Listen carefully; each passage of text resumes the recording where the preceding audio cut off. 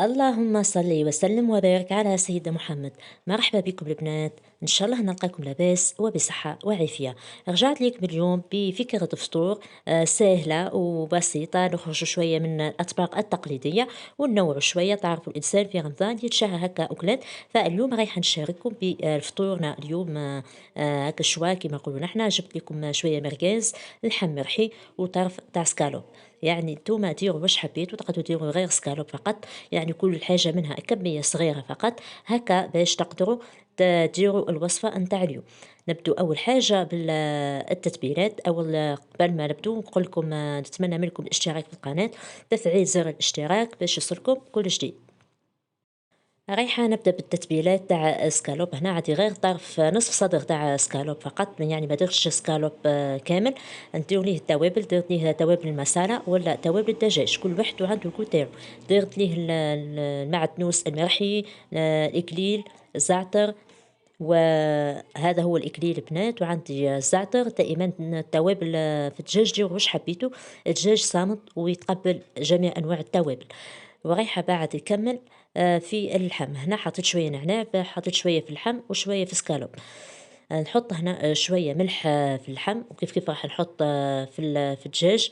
بقية التوابل المشتركة بيناتهم، تابلو والكاروية، الفلفل الأكحل والبابريكا. هذه هي التوابل المشتركة، يعني في اللحم مرحي.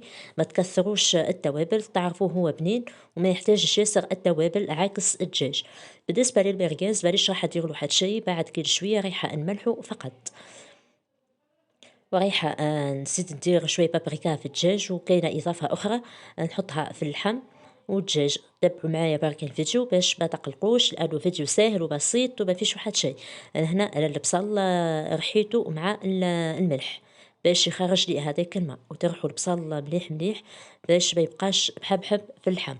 هنا حطيت ملعقة تاع هريسة وملعقة نتاع طماطم باش يعطيلي هذيك الحمورية في اللحم.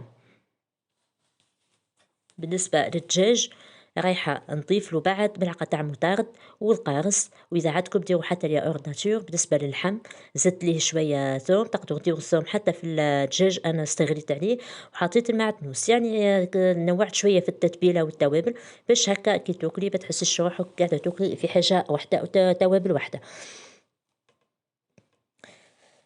هذه هي نفس التوابل دائما نشاركها معاكم. انا هنا حطيت كما قلت لكم القارص، والدجاج يحب ياسر القارص ويحب المطارد. وكما قلت لكم اذا حبيتوا تعملوا حتى يا اوردناتور راح يخليه خفيف وماهوش ثقيل. وطبعا لازم نديروا الزيت ما تكثروش.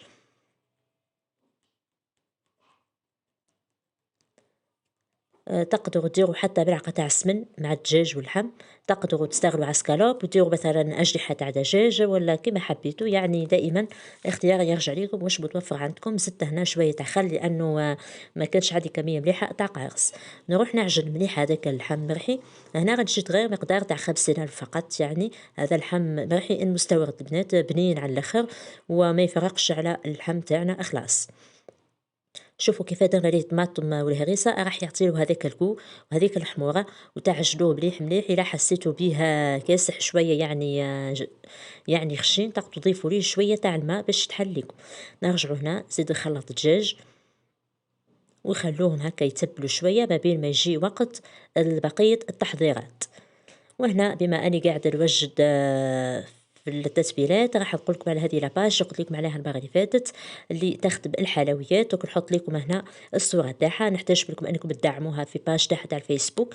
راهي الفتره هذه راهي تخدم لي كوموند تاع العيد، جميع انواع الحلويات اللي مش قادره تخدم واللي تعبانه واللي حابه ترتاح، راهي هي تخدم لكم الحلويات وتعمل لكم توصيل حتى للدار. هذه بالنسبه للناس اللي ساكنين هنا في تبسه وحتى خارج الولايات. راني تواصلت معها وقالت لي نعمل توصيل الولايات، يعني أسعارها بسيطة وماهيش غالية خلاص وخدمتها نظيفة. يعني دعموها وإذا حبيتوا تكوموندوا من عندها كوموندوا من عندها وقولوا لها راكم جيتوا من عندي أنا باش نفرح بكم. لهنا البنات دوك نحط لكم لاباج تاعها. هنا رجعنا للسكالوب تاعنا كيما تحطوهم هكا في أعواد الشواء. نحط هكا شوية خضرة تقدروا تستغنوا عليها، ولكن أنا حبيت نضيفها. أول حاجة تزكي لك الشوا تاعك، ثاني حاجة هذيك الخضرة تطلق البنة على اللحم. نحط هكا شوية فلفل، شوية طماطم، شوية فلفل حلو، حتى البصل إذا حبيتوا، وفلفل ألوان كيما حبيتوا. التومة تقدروا تعملوا غير نوع واحد تاع خضرة إذا ما كانش عندكم، راني قاعدة نسهل لكم فيها ونبسطها لكم هكا باش ما تقلقوش من الوصفات هذه تقولي هذه ما عنديش وهذه ما عنديش. شوفوا طرف تاع سكالوب واحد دار لي خير والخمير. هنا نرجعوا للمركز. هنا البنات شوفوا كيلو تاعو ب160 ألف، أنا شريت ب100 ألف. يعني اشري كمية اللي تحبها أنت، ب50 ألف ب60 ألف. يعني الإنسان ما يحرمش روحه خلاص، يعني هكا بميزانية صغيرة تقدري تفرحي روحك. مش لازم انك تديري كمية كبيرة ولا تقولي يا غالي وما نشريش، مهما كان الانسان راهو يتشهى ويحب هذه الحاجات. هنا جات صاغ تعاون فيا، وحتى هي راهي تصور في قناتها، تحبوا تتبعوها غنحط لكم رابط قناتها في صندوق الوصف المثبت باش هكا تشوفوا قناتها. وفي قناتك كيف راهي كاينه ياسر وصفات تاع الشوا، ادخلوا للقوائم التشغيل فقط رايحه تلقوهم واجدين. هنا حطوا كل كعبتين تاع مركز في مترك تاع شوا، ولا تحبوا كعبه واحده، تحبوا حتى تخلوهم هكاك بلا ما تحطوهم في الاعواد كيما حبيتوا انتم. كسلوهم هكا شويه باش يجي منظرهم باهي وخلاص. نرجعوا توا للحم، خليته هو اخر حاجه. هنا نجيبوا شويه ماء، ماذا بيكم الماء تاع البصل احسن، ولكن أنا ما كانش عندي البصل هذاك اليوم فراغ ليا البصل، فدرت الماء فقط وما فوحته ما والو، لانه ديجا اللحم مفوح. نشمخ هكا ايدي شويه بالماء ونحكم هكا مقدار صغير تاع اللحم، نكبشو هكا بيدي مليح كاني نعجن فيه باش كي نحطو في المطرق ما يبقاش يتحلى لي. وبالنسبه للحم كسروا بالاعواد الشواء، ديروا 3 4 حتى ل5 اعواد باش يحكم ليكم هذيك الكميه تاع اللحم وما تبقاش تتحلى ليكم. وبعد كي تحطوها في الطاجين ما يتحادش ليكم ثمثم. وطريقة العجنان اللي قلت لكم عليها قبيله هي اللي راح تخلي اللحم تاعكم حاكم روحه مليح في العود هذاك وما يتحلش. شوفوا كيفاش راني نعجن فيه غير بالعقل، وتكسلوه على طول العود، ما تخلوش خشين باش هكا في الساعه يطيب لكم ويجي منظره باهي. وديروا الكميه اللي حبيتوها انتوما يعني. حبيت نقول لكم فقط اذا درتوا كميه كبيره تاع اللحم لازم تكثروا بالاعواد الشواء، اذا درتوا كميه صغيره نقصوا على حسب كميه اللحم. ديري الاعواد الشواء تاعك هكا نعدلو مليح ونضغط عليه. لازم تضغطوا البنات، تضغطوا باش هو يحكم روحه. وهنا ديروا هذيك اللقطه بصبعكم باش يعطي هذاك الشكل. حاجه ساهله خلاص. بعد ما تكمل باللحم البنات لازم تحطوه في الثلاجة على الأقل 20 دقيقة باش يرجع يحكم روحه، لخاطر هنا راهو طري مليح. بعد كي تحطوه في الطاجين راح يلصق لكم كامل، يعني لازم تحطوه في الثلاجة باش وكيما تجبدوه من الثلاجة طول تحطوه فوق الطاجين، ما تخرجوش من قبل باش هكا يعطيكم نتيجة مليحة. بعد ما نكمل نروحوا نبدو في الطاجين تاعنا. تحبوا طيبوه في المقلة، مقلة عندكم مقلة خاصة تاع اللي طيبوا فيها المملحات، يعني هذيك أنواع تاع الخبز، ولا طاجين تاع المحاجب كيما راح ندير أنا اليوم. هكا البنات شوفوا تضغطوا عليه ضغطة خفيفة باش يعطيه هذاك الشكل. لهنا جبت طاجين نحط عليه قطرات تاع زيت ما تكثروش، وتدهنوا مليح بالبانسو هكا باش ما يروحش هذاك الزيت منه ومن. في البدايه قويت النار باش تسخن الطاجين، وبعد نقصوا النار خلاص، ما تنقصوش يعني خلاص، يعني في نار متوسطه باش الحاجه تطيب لكم من الداخل. وثاني حاجه ما تبقاش السوائل تخرج بكثره وتروح لكم في الطاجين. هنا عندي الشحمه تاع الخروف بطبيعه الحال، ندهنوه مليح على الطاجين باش تعطينا هذاك الجو تاع اللحم، خاصه للدجاج. الدجاج يحب ياسر ليدان باش يعطي هذيك البنة، خاصة انه نحنا درنا سكالوب معروف انه يجي ناشف، فكي ديري ليه هذه الخلطة تاعو والشحم يعطيلو البنة مليحة. وندخلو هذيك الشحمة بابين المطارق باش كي تذوب تعطي البنة تاعها. نحط المطارق كامل لهنا مع بعضاهم، يعني انه كمية صغيرة الطاجين يهزها كامل. وبشوية نبقى نقلب فيهم لهنا نخلوهم يرتاحوا مليح، يعني حتى يطيبوا من تحت ما تقلبوهمش ثمثم، خلوهم يحكموا رواحهم. لهنا زدت قطعت عليه بشوية الشحمة باش تذوب ثمثم. الشحمة راهي تتباع حتى هي عند الجزار، يعني تقولي له اعطيني هذيك الشحمة بميزان اللي حبيتيه انتيا كيف كيف. هنا نرجعوا نقلبوه كل مرة هكا نقلبوهم حتى تشوفيهم طابوا وتدوا هذاك اللون اللي تحبيه انتي، تحبيه محمرين خلاص، تحبيهم هكا شوي شوي، يعني كل واحد وطريقة الطياب نتاعو. دوكا بعد ما نكمل أنا الطاجين، قصدي الدجاج، نشوفوا مع بعضنا اللحم.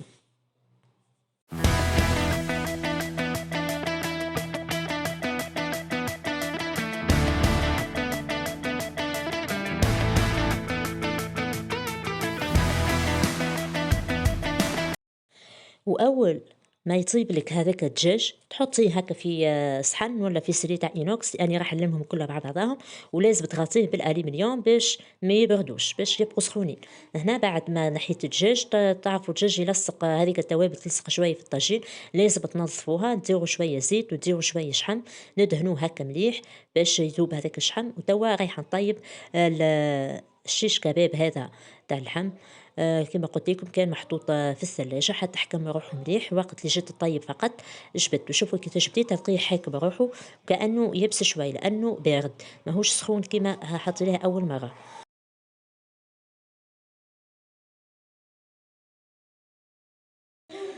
وكيما قلت لكم كي تحطوا اللحم خاصة هذا البنات ما تقلبوش حتى يحكي بروحه، لأنه إذا قلبتوه هو مازال ني شوية راح يتقطع لكم.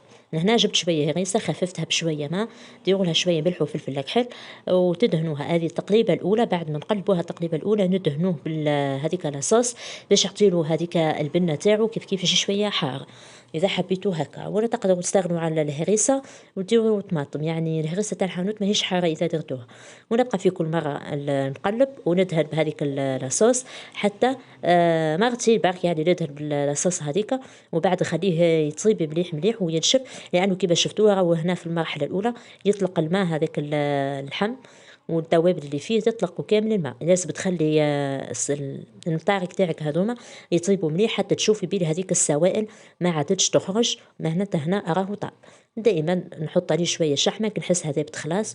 وهذيك السوائل البنات ما خليهاش هكاك تروح هكاكا، دائما نحكمها بالباسو ونعاود ندهن بيها المطارق تاعي ونقلب في نفس الوقت باش هذيك السوائل كامل تعطي هذيك البنه في اللحم وترجع لي كما نقولوا نحن ما تروحش.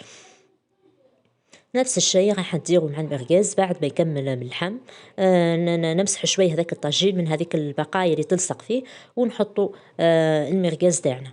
نكمل البنات مع اللحم نفس الشيء نحطو مع الدجاج ونغطيه بالالمنيوم.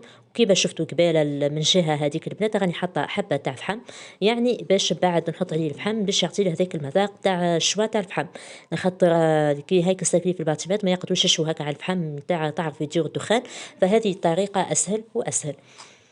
هنا نحطوا المرقاز، شوفوا حاطين شحم ودهنا طاجين بالزيت كالعاده، ولهنا ما نرش عليه الملح حتى يطيب شوي. بعد ما نقلبوا التقليبه الاولى نرش عليه شويه ملح وما تكثروش، لانه ديجا المرقاز راهم مفوحينه من الداخل وفيه اللحم، فقط باش ما يجيلاش بسوس من برا هذا مكان. والمرقاز زيد شوية الوقت على بقية اللحم والدجاج لأنه يحب يطيب بالداخل مليح. كيف هنا رشيت الرشة الأولى كي نعاود نقلب التقليبة الثانية نزيد نرش عليه من تحت. هنا بعد ما كملت البنات شوفوا المنظر تاعها كي بعد ما حطيته بالصينية نجيبوا نحطه في الفراغ هذا شوي ألمنيوم، نحط عليه هذيك الفحمة هذيك خلوها تشعل مليح، ونحط عليها قطعة تاع زيت. هذاك الزيت هو اللي راح يخلي الدخان تاع الفحمة يخرج كيما راك تشوفوا. نزرب نغطي عليه بالألمنيوم ونخليه هكا مشوار فقط، مش لازم فترة طويلة حتى هذيك المطار كامل تدي هذيك من ريحة تاع الفحم. من بعد تقدموه لهنا البنات في أي طريقة تحبي تقدميها. أنا قدمته هنا في الصحن، رشيت عليه شوية بصل شوية معدنوس، ونحطوا المطارق تاعنا بنظام يعني بطريقة مليحة باش يعطينا هكا شكل مليح. كان تقديم يعني ساهل وبسيط. تقدري هنا ترفقيه بالخبز تاعنا العادي، تقدري ديري انواع تاع خبز تاع الدار تاعنا، تقدري ديري خبز هذاك اللي يجي تاع السندويشات في الدار كما حبيتي. انا كان عندي خبز التورتيلا قطعته كيما هكا دوائر وحمصتهم على الطاجين. بعد ما نحيت المرقاز حطيتهم كامل على الطاجين وقلبتهم مره واحده يدوا هذاك اللون. وبعد راح نحطه بهذه الطريقه، منها زينه ومنها نغطي هذاك الطاجين تاع الشوا تاعنا. وكيف البنات البنات هذه طريقة باهية باش كل واحد كي ياكل يلقاها ساهلة، خير ما تحطي خبزة كاملة هكا مدورة وكل واحد يجي ياكل تبقي تقسمي، وهذه طريقة سهلة خلاص تقطعيه دوائر كيما هكا. هذا هو الشكل الطاجين تاعنا اليوم، كان أحسن فطور ملي دخل رمضان، شوا خفيف وباهي وبنين. إذا حبيتوا تشوفوا الكواليس كما قلت لكم نحط لكم رابط قناة تاع أختي، وما تنسوش تدعموا هذيك الصفحة اللي قلت لكم عليها، وأخيرا دعموني أنا لأني نحتاج دائما الدعم نتاعكم باش هكا قناتنا تكبر مع بعضنا، ونخليكم الآن في رعاية الله وحفظه، وإن شاء الله ربي يتقبل عليكم الصيام والقيام. باي باي.